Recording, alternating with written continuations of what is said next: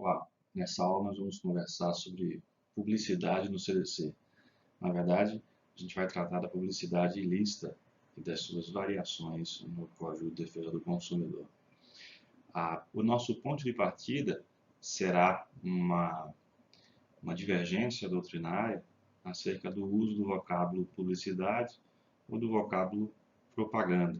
A diferença entre publicidade e propaganda não há quando você utiliza, por exemplo, publicidade ilícita, e o código assim trata nos seus dispositivos, e especificamente no artigo 37 do CDC, tem o mesmo conteúdo de propaganda, né? Então a gente vai ter esse ponto de partida. Na sequência, a gente vai ver o princípio da fácil e imediata identificação da publicidade, previsto lá no artigo 36 do Código de Defesa do Consumidor, e a gente vai trabalhar também o fundamento constitucional da proteção do consumidor, do cidadão, contra justamente publicidades desleais. E vamos trabalhar especificamente o artigo 37 do CDC, que estabelece 3 tipos de publicidades ilícitas. São elas a publicidade enganosa, a enganosa por omissão e a publicidade abusiva. Vamos ver o que é que caracteriza cada uma dessas publicidades. E, na sequência, vamos trazer também a questão da publicidade clandestina e alguns precedentes sobre a matéria. Vamos então agora, nesse primeiro momento, trabalhar essa divergência da distinção ou não da publicidade e da propaganda. Existem alguns autores que afirmam que não há razões para se fazer qualquer tipo de distinção. E, na verdade, essas razões trazidas pelos autores são de ordem prática, né? Quando você encontrar grafado, por exemplo, a palavra publicidade numa determinada decisão judicial, aquele conteúdo deve ser lido como se publicidade fosse, justamente porque há quem advogue, quem defenda a distinção pela origem etimológica, como a gente vai ver mais adiante. Outro fundamento relevante é que o próprio texto constitucional menciona, se utiliza do vocábulo propaganda, propaganda comercial, quando ele quer qualificar, né? E como a gente vai ver aqui, a sequência, essa distinção a partir dos autores que a adotam. Então, para aqueles que adotam a distinção, publicidade é justamente essa incitação, a promoção justamente de um produto ou de um serviço, incitando o consumidor a consumi-lo, a adquiri-lo. De modo diferente, a propaganda estaria ligada a uma difusão de ideias, né, a convencer um auditório, a exemplo do que a gente tem na propaganda eleitoral gratuita, em que os partidos políticos, né, estão ali buscando convencer os seus eleitores, né? Não está ali a vender nada. Então, publicidade tem a ver com incitação para o consumo e propaganda aí com difusão de ideias. Então, segundo o Código de Defesa do Consumidor, são proibidas as publicidades enganosas, enganosas por omissão, as abusivas e aquelas que não sejam identificáveis fácil e imediatamente pelo consumidor, justamente visando evitar e garantir que o consumidor saiba exatamente aquilo que está adquirindo ou que pretende adquirir. O artigo 36 ele trata justamente do princípio da identificação, afirmando de maneira categórica, de maneira expressa, que, abro aspas, a publicidade deve ser veiculada de tal forma que o consumidor fácil e imediatamente a identifique como tal. Então, sempre que o consumidor não consegue realizar essa identificação dessa publicidade, a gente estaria diante de uma violação ao caput do artigo 36, como acontece em muitas situações cotidianas, quando o produto é inserido, né, dentro de uma outra situação, uma peça de teatro, num filme, numa novela, né, em que o ator né, aquela pessoa que está ali interpretando um papel está consumindo um determinado produto e alguém está fazendo uma publicidade paga e você, muitas vezes, consumidor, não se apercebe desse fato. Então, aí haveria uma violação ao artigo 36 do CDC. Alguns autores defendem a ideia de que o artigo 36 ele não seria violado expressamente com a inserção ou com o aparecimento de um produto ou um serviço no filme, no seriado, na novela, etc. Como aquela cena típica de filme, né? O casal romântico se encontra e está na frente de uma concessionária e dá um destaque na marca, aparece um outdoor ao fundo, né? A câmera passa e às vezes dá um close ali naquela marca, ou o personagem está dirigindo um carro de uma determinada marca, né? Para alguns autores, essa prática seria absolutamente proibida por violação ao artigo 36 do CDC, e já para outros, essa prática poderia ser adequada a uma prévia informação do consumidor de que aquele programa, naquele espetáculo, naquele entretenimento, haveria ali um merchandising, haveria uma inserção de publicidade, como acontece no cotidiano. E outros autores ainda defendem a possibilidade de uma informação posterior, ou seja, há quem entenda que não é possível de jeito nenhum e há quem entenda que a informação deve ser previamente dada e outros ainda que essa informação deve ser feita a posteriori, né? Como o código diz que ele deve ser fácil e imediatamente percebido, a gente vê que essa adequação não é tão simples, né, como parece. Então, regra geral, a gente teria que observar a regra que estabelece que esse princípio ele se dá a partir da fácil e imediata percepção do consumidor. Então, talvez seja mais claro, né, mais específico essa adequação, seja mais viável do ponto de vista da adequação mesmo, a tese, né, a teoria, a doutrina, que entende que deve ser previamente informado. Por quê? Porque se ele é informado posteriormente, ele já consumiu aquela ideia, né? Só vai saber depois o que aconteceu. E se ele não viu o programa até o final, né? Se ele visualizar apenas uma parte do programa, uma parte daquilo ali, né, ele não vai saber nunca, né, que aquilo era uma inserção publicitária. Da mesma forma que também, se ele perdeu o começo lá e a informação foi prévia, ele também não vai saber daquela inserção. Então, é realmente algo cuja técnica, né, ela convive conosco, né, e a gente tem que observar aí eventuais exageros. Feita essa introdução à matéria, vamos agora conversar sobre o fundamento constitucional e destrinchar, falando especificamente como o Código trata a publicidade enganosa, a publicidade abusiva, a enganosa por omissão, a publicidade clandestina e analisar alguns casos que foram levados ao judiciário. Vamos lá. O fundamento constitucional do Código, né, da publicidade, da proteção do cidadão contra a publicidade, e a Constituição fala em propaganda, né, está nos artigos 220 e 221 da Constituição Federal. Vamos a eles. Lá no artigo 220 caput, que trata da liberdade de manifestação do pensamento, o seu parágrafo 3º diz que compete à lei federal justamente estabelecer os meios aqui que garantam à pessoa e à família a possibilidade de se defenderem de programas ou programações de rádio e TV que contrariam o disposto no 221, bem como da propaganda de produtos, práticas e serviços que possam ser nocivos ao meio ambiente. Então, aí a gente já vê no artigo 220, parágrafo 3º, inciso 2, né, essa proteção aí do cidadão contra a publicidade de produtos. Na sequência, a gente analisando o parágrafo 4º do artigo 220, ele trata especificamente da propaganda comercial, né, de tabaco, de bebidas alcoólicas, agrotóxicos, medicamentos, né, trazendo aí restrições. E a referência que a gente fez agora há pouco, né, do parágrafo 3º, inciso 2, traz justamente o 221, né, no inciso 4, que diz que a produção e a programação das emissoras de rádio e TV atenderão a alguns princípios e, dentre eles, os respeitos aos valores éticos e sociais da pessoa humana e da família, o que é também um dos fundamentos aí da proteção do consumidor contra a publicidade abusiva, como a gente vai ver mais adiante na sequência. Então, o que seria a publicidade enganosa? Enganosa é toda publicidade que visa iludir de alguma forma o consumidor, seja omitindo um dado, né, ou seja, ele não revela um dado importante sobre aquele produto ou serviço, ou simplesmente afirma uma inverdade, né?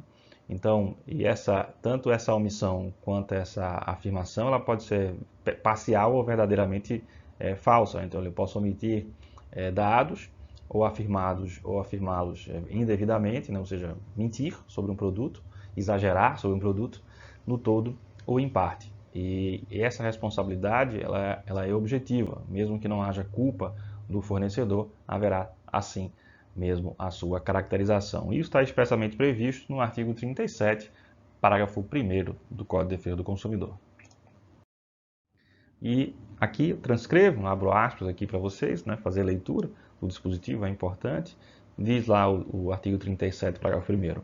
É enganosa qualquer modalidade de informação ou comunicação de caráter publicitário, inteira ou parcialmente falsa, ou por qualquer outro modo, mesmo por omissão, capaz de induzir em erro o consumidor a respeito da natureza, características, qualidade, quantidade, propriedades, origem, preço e quaisquer outros dados sobre produtos ou serviços. Ou seja, qualquer omissão ou afirmação, no todo ou em parte, sobre produtos e serviços que visem enganar o consumidor é considerada uma publicidade enganosa. E o parágrafo 3º, ele explica que tipo de informação vai caracterizar a publicidade enganosa por omissão. Então, o que é uma publicidade enganosa por omissão? É aquela que deixa de informar sobre um dado essencial do produto ou do serviço, né? E aí é importante frisar que não é qualquer, então, informação omitida, né, que vai caracterizar, então, uma publicidade enganosa por omissão. Isso porque, né, um informe publicitário, uma peça publicitária, muitas vezes pode não conter, né, até pelo tempo, né, por exemplo, uma publicidade em rádio, em TV ou até nas mídias sociais, ter todas as informações, tá? Mas se ela omite um dado que é essencial, e essa norma é norma em branco, a ser preenchida no caso concreto pelo Poder Judiciário, ou no caso concreto na tela administrativa pelo agente público, né, ela é uma norma em branco que deve ser apreciada, analisada e contextualizada com aquele produto ou com aquele serviço. Chegamos então à publicidade abusiva. Abusiva é aquela publicidade que contraria o senso comum médio do conjunto de valores éticos e morais de uma sociedade, com base no que conversamos há pouco lá no 221 da Constituição Federal, né? E é importante notar que a palavra abuso, né, tem essa acepção, né, mesmo no linguajar popular, né, no sentido corriqueiro da palavra, tem a acepção de injusto, de excessivo, de uso equivocado, né? E outro aspecto muito relevante é que o artigo 37 ele traz, como muitas vezes acontece no Código de Defesa do Consumidor, ele traz um rol meramente exemplificativo, né, do que são as publicidades abusivas. Dentre elas, vamos ver aquelas que ele enumera fazendo a leitura do artigo 37. Vamos lá. O que é então a publicidade abusiva? É abusiva, dentre outras, e aí daí a gente extrai justamente o rol exemplificativo desse dispositivo, a publicidade discriminatória de qualquer natureza, a que incite a violência, explore o medo ou a superstição, se aproveite da deficiência de julgamento e experiência da criança, desrespeita valores ambientais ou que seja capaz de induzir o consumidor a se comportar de forma prejudicial ou perigosa à sua saúde ou segurança. Agora que você já domina aí o conceito de publicidade abusiva, queria que você refletisse comigo sobre essa peça publicitária, né? É uma peça real, figurou num outdoor, né?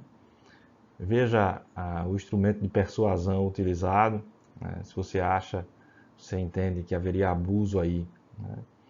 A frase é: compre que eu dou para você, né? E tem aí uma moto e uma mulher numa posição sensual sobre ela. E uma formatação diferente, né? Um tipo de fonte diferente, que talvez você passando de carro, isso aí imaginando um outdoor, uma leitura de relance, né? Você inclusive não conseguiria ler direito aí, que é justamente a parte do emplacamento, né? Do emplacamento grátis. E aí, essa é a ideia central aí para chamar a atenção, né? E a pergunta é: na sua leitura, haveria não haveria abusividade nessa peça publicitária? Será que precisava desse conteúdo, né? Você, como uma autoridade administrativa aí, agindo aí na tutela administrativa do consumidor, você notificaria essa empresa? Né? Você, como promotor de justiça, que faria? Né?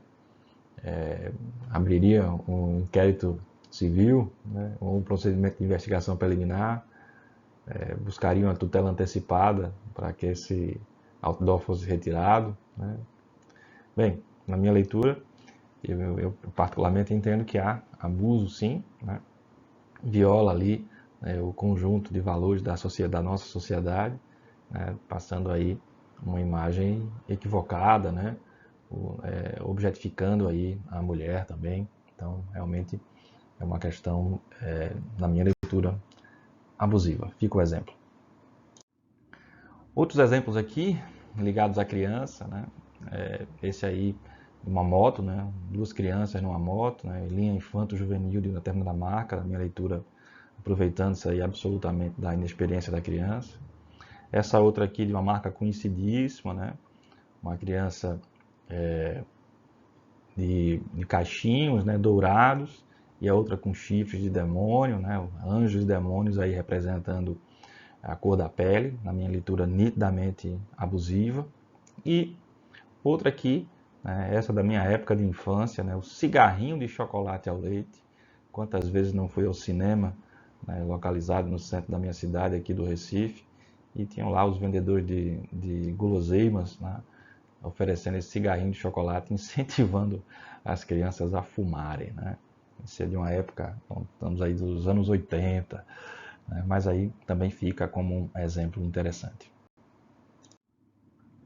Uma questão bem comum é o chamado puffing, né, que é um exagero permitido. Eu trouxe aí a leitura do professor Pérez Filho, ele que é promotor de justiça, atua na área de maneira do MPCOM, de maneira bem contundente, tem uma grande experiência, uma larga experiência na área. No livro dele, edição 2020, ele traz o exemplo do puffing, né, dizendo e definindo como uma técnica publicitária que se caracteriza por apresentar um exagero deliberado e facilmente perceptível. Né. Então ele faz, ele faz uma oferta e diz, né, ele cita o exemplo aí, produto X te dá asas, né? E aí ninguém vai acreditar, né? Você sabe que é um exagero, né? Que ninguém vai ter asas porque vai consumir isso ou aquilo, né? E aí esse é um exagero permitido. Então, né, dessa lógica aí, né, da percepção, né, e da abusividade, a técnica do puffing, sendo sempre dentro dessa lógica de um exagero deliberado e facilmente perceptível, né, seria assim, então. Por quê? Porque o consumidor não ia, né, não acreditar, obviamente, que no exemplo que ele dá, ele te dá asas, que você vai criar asas e sair voando pela janela. Né? Realmente não, ninguém acredita nisso. Bem, o professor Risato Nunes, ele trata a publicidade clandestina como aquela que viola também o caput do artigo 36, né? Porque eu transgrediria aí o princípio da fácil e imediata identificação. Então, ele diz que essa técnica, né, do merchandising, que seria justamente ocultação, que não permite essa avaliação crítica do consumidor, ou qualquer outra técnica, né, que retire justamente essa possibilidade do consumidor perceber de maneira fácil e imediata que a publicidade existe, que ela está ali, né, seria então ilícita. Tá? Como disse a vocês no início, né, dessa nossa aula sobre publicidade, há autores que defendem, né, com um prévio aviso ou com um posterior aviso de que há inserção publicitária, de que há publicidade naquele entretenimento. E aqui um exemplo de um filme conhecidíssimo, né, a inserção de um produto, né, tá aí um produto de uma determinada marca, aí, o produto da Nike, né, no filme do Forrest Gump. Né. Isso é um pequeno recorte aí da tela, onde mostra aí a inserção do produto em um filme. Bem, além das técnicas já mencionadas, né, de merchandising, também existem outras técnicas que visam ocultar, dificultar a compreensão do consumidor, ou seja, violar o artigo 36 do CDC, que trata justamente da fácil e imediata identificação da peça publicitária. Essas técnicas consistem em dissimular ou simular fatos, né, e elas também são consideradas ilícitas para fins do Código de Defesa do Consumidor. Na sequência aqui, conversar com vocês sobre alguns casos, né, que foram apreciados pelos tribunais e a repercussão, né, da publicidade, né, e o que pode gerar. A publicidade pode gerar dano moral, pode gerar dano material. Qual é a consequência jurídica, né, de uma peça publicitária enganosa ou abusiva? Essa decisão que eu trago para análise, esse caso, ele envolve justamente um dano moral decorrente de uma publicidade enganosa. E é interessante porque também se utiliza do vocábulo propaganda, que a gente discutiu no início, né? Nessa sinonímia aí, né? Quando você encontrar propaganda expressa no texto, né? Seja um texto do ponto de vista legislativo, né? Outra norma que vise, digamos, uma lei municipal, a exemplo, uma lei estadual, né? Você interpretar aí como publicidade, como diz o texto do CDC no artigo 37, e aí essa decisão, né, que é do STJ, inclusive, fala em propaganda enganosa, né? Leia-se publicidade enganosa para aqueles que assim interpretam de maneira diferente, né, do ponto de vista etimológico da palavra. Mas aí, o que é interessante desse julgado? Mostrar que numa relação de consumo, se houver uma publicidade enganosa, né, que atrai aí o consumidor para determinada celebração contratual, é possível que essa publicidade possa causar um dano moral, né? Nessa decisão, inclusive, do STJ, houve a redução de uma indenização, mas a decisão foi mantida, pelo que uma interpretação aí do STJ nesse julgado, de que é passível, não é possível, né, você ter uma indenização decorrente de uma publicidade enganosa, uma indenização por dano moral decorrente de uma situação que seja causadora aí, de dano moral em decorrência de uma publicidade enganosa. Então, resumindo, pode haver dano moral decorrente de publicidade enganosa. Outra questão importante também, trazida no artigo 38 do Código de Defesa do Consumidor, é a questão da responsabilidade do fornecedor anunciante. Regra geral, né, existem precedentes, inclusive, do STJ, tratando de responsabilidade do veículo, mas em regra, ou seja, em geral, as empresas de comunicação elas não respondem por publicidade de propostas abusivas ou enganosas, ou seja, o veículo, a empresa de comunicação não é responsável, né, por apreciar previamente publicidades abusivas ou enganosas. Por quê? Porque senão haveria uma censura prévia, né? Essa responsabilidade é dos fornecedores que anunciam, ou seja, dos fornecedores anunciantes, justamente na forma do artigo 38, que define essa responsabilidade, e o artigo 3º, que define quem são fornecedores, né? E esse precedente ele diz que o CDC, quando trata da publicidade, impõe deveres ao anunciante e não às empresas de comunicação. Então é um precedente interessante, lá de 2007, mas que deve ser analisado, né, com a contextualização. Então, se a empresa anunciante, o veículo de comunicação, por exemplo, é quem está fazendo a publicidade, ele pode ser responsabilizado. Se aquela publicidade é nitidamente, claramente abusiva, ele pode também ser responsabilizado. Então, regra geral, não há responsabilidade do veículo anunciante, mas contextualizada dentro do contexto, ou seja, ao contextualizar uma situação, pode haver sim uma responsabilização dele decorrente, né, dentro de uma situação de algo que ele deveria, de uma conduta que ele deveria tomar e não tomou, né? Deveria se precaver e assim não o fez. Outra precedente aqui, também do STJ, falando de uma publicidade manifestamente enganosa que acarretou aí danos aos consumidores. Então, já vimos que a possibilidade de dano moral e aqui dano material também decorrente de publicidade enganosa. Imagine que a pessoa se matricula num curso na esperança de ter um determinado certificado e aí descobre no meio do caminho que aquele certificado ele não é possível, ele vai ter certificado de um curso livre, por exemplo, porque a instituição não tem um credenciamento ou um referenciamento necessário, né, para dar uma certificação que seria indispensável e que estava ali dito, por exemplo, no informe publicitário, na peça publicitária, que convenceu aquele consumidor a se inscrever naquele curso. Então, o dano material aí é caracterizado, havendo direito a essa indenização, esse ressarcimento desses prejuízos que foram causados em decorrência da publicidade enganosa. Por fim, dentro de fim no sentido de analisar aqui algo diferente do que a gente vinha analisando até agora, há pelo princípio contido no artigo 35, né, da oferta lá que vincula, né, o consumidor, ele pode exigir do fornecedor que ele cumpra a oferta que for anunciada, né, ou seja, se eu anuncio algo, eu sou obrigado a cumprir. Né. E esse precedente ele é interessante, né, porque ele diz que não se pode cogitar de oferta publicitária abusiva aquela que limita o número de unidades que devem ser disponibilizadas. Ou seja, se o fornecedor diz, olha, está por esse preço, mas são 20 unidades. O que o fornecedor tem que fazer? E aí que eu destaquei em vermelho nesse slide. Que o fornecedor ele precisa comprovar que os produtos disponibilizados foram alienados. Né? Ou seja, se eu digo que tem 20 produtos por esse preço e o consumidor me exige, né, requer aquela compra, eu preciso provar que aquelas 20 unidades foram efetivamente comercializadas.